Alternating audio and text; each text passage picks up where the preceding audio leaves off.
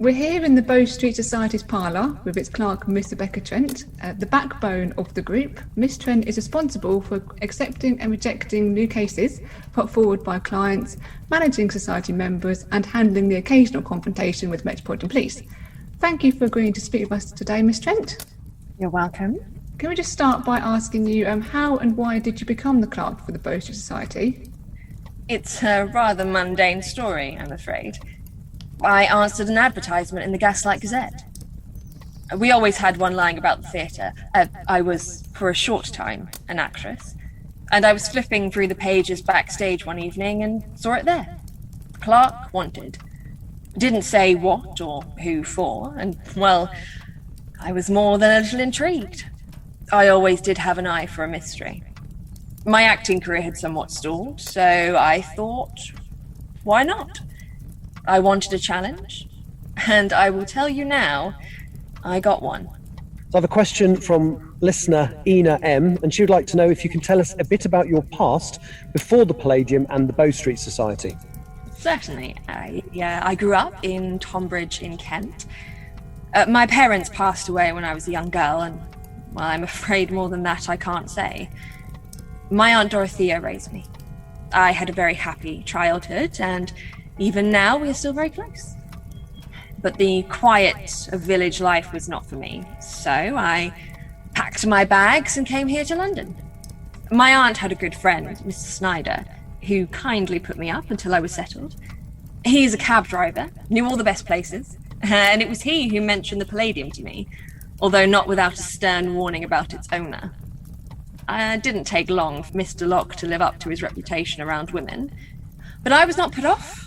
I'd always had a love for the stage, and I was quite capable of keeping Percy Locke at arm's length, further whenever it was possible. However, it was a short-lived dream, and within the year I had applied for my current position, and, well, here I am. So this next question is asked by listener Kimberly T. What three qualities do you look for in a person wanting to join the Bow Street Society?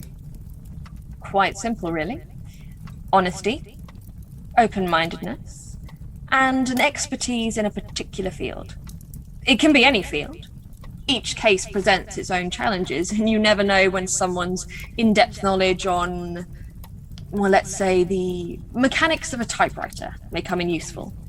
Oh, and I should mention, we don't accept applications from active police officers, regardless of their rank.